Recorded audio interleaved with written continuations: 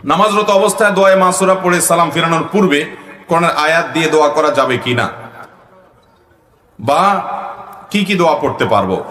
ভাইরা আমার, নামাজের শেষ বৈঠকে আমরা যে দোয়া মাসুরা পড়ি, আল্লাহুম্মা ইন্নী যালামতু নাফসি যুলমান কাসীরা, অত্যন্ত আবেগঘন একটা দোয়া। আপনি নামাজের পুরো নামাজের ভিতরে মনোযোগ রাখতে পারেন বা না পারেন, এই দোয়াটা পড়ার সময় আপনার মনোযোগ আসা চাই।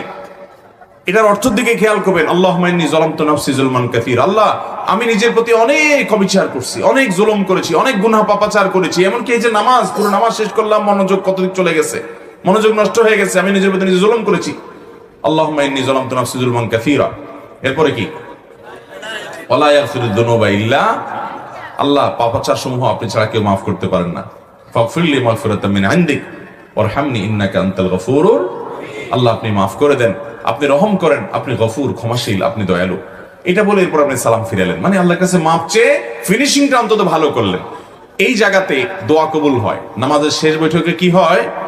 নবী করিম সাল্লাল্লাহু আলাইহি ওয়াসাল্লাম বলেছেন, সুম্মা লিয়াতাখাইয়ার মিনাদ দুআ মা শা, শেষ বৈঠকে দুরূদ, আত্তাহিয়াত দুরূদ পড়ার পর সে তার যে কোনো চাওয়া আল্লাহর কাছে নিবেদন করবে। অবশ্যই সেটা বর্ণিত কোরআন হাদিসে বর্ণিত দোয়া হতে হবে। এজন্য এটা দোয়া কবুলের জায়গা। এখানে দোয়ায়ে মাসুর বা হাদিস বর্ণিত দোয়া আপনি করতে পারেন। নবী করিম সাল্লাল্লাহু আলাইহি ওয়াসাল্লাম এখানে আল্লাহুম্মা ইন্নী যালামতু নাফসি যুলমান কাসীরা ছাড়া আরো একটা দোয়া পড়তেন প্রায়, সেটা হলো আল্লাহুম্মা ইন্নী আউযু বিকা মিন আযাবি জাহান্নাম ওয়া মিন আযাবিল কবর, আল্লাহ আমি জাহান্নাম থেকে এবং আযাব কবরের আযাব থেকে পানা চাই। ওয়া আউযু বিকা মিন ফিতনাতিল মাহইয়া ওয়াল মামাত, জীবন এবং মরণের ফিতনা থেকে পানা চাই। ওয়া আউযু বিকা মিন শাররি ফিতনাতিল মাসিহিদ দাজ্জাল, দাজ্জালের ফিতনা থেকে পানা চাই। চারটা বিষয় থেকে পানা চাইতেন: জাহান্নাম, কবরের আযাব, জীবন মরণের ফিতনা এবং দাজ্জালের ফিতনা। আল্লাহ তাআলা আমাদেরকে এই দোয়াটা বিশেষ করে পড়ার তৌফিক দান করুন। মুখস্থ করে নেবেন এবং পড়বেন শেষ